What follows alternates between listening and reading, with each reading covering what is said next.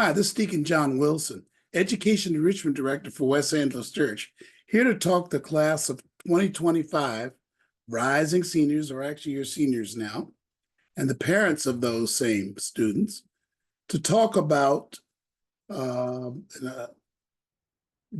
you're touring a college, what do you look for? But I'm going to make some comments about when you should tour a college. When do I believe you should tour a college? A lot of parents, you think, then I can get to 12th grade, that whatever schools the student wants to apply to, that's the ones we visit.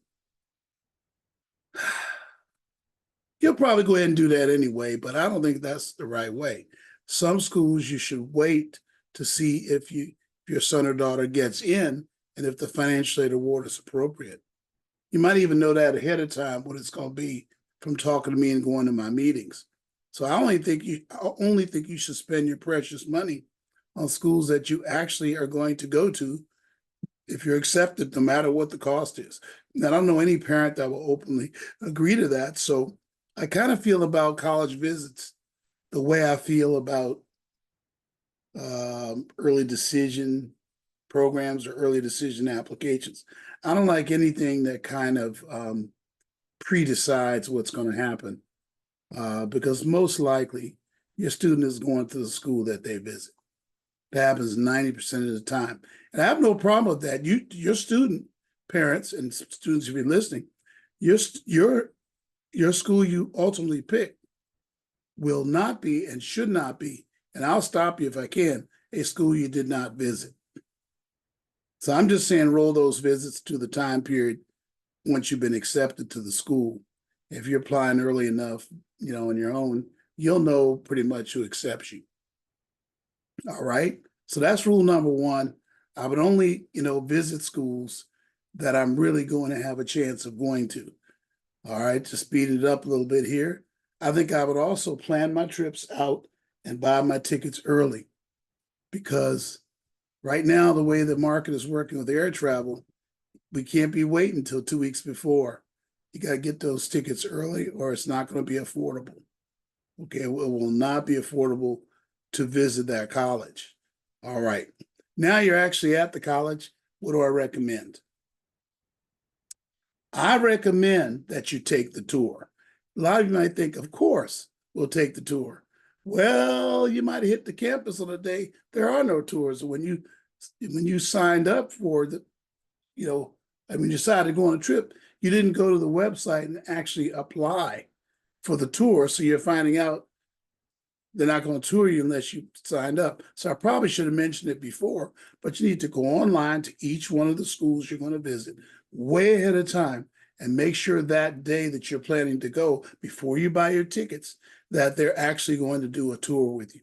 So take the tour when you go to a college. A lot of you feel you can just drive by a college and make a decision. It's not like that. Listen closely. Colleges are people, not buildings. I would argue that they're a field too, but that feeling occurs when students are present. So that's the second thing I would say. Make sure students are present when you visit, when you're on that campus. So there you are on the campus. What do you look out for? Well, I think you should do the tour, like I said, but I also think that you should visit for sure the academic support organizations. Like, where's the tutoring going to be? A lot of you feel you're not going to need tutoring because you're a college student. You might need it all the more. Listen, if you're weak in a certain subject in high school, spoiler alert, you're going to be weak in it in college. So students, I need you to get off that high horse and visit the academic department. You will learn things like they'll help you write your papers. They have math tutors, those of you who are weak in math. That stuff's not going to just go away. Okay? So visit the academic office. I would visit career services. What career services are offered by the university? Do companies come to visit the campus? Can you get email telling you about those trips? Will they help you in the selection of your career? How do they help you? Do they do career inventories so you can survey yourself and see what you like? Those are things that can distinguish one college from another, right? I also think you should visit the student center, have a meal there. Plan to have a meal there. Look around, talk to the students around you.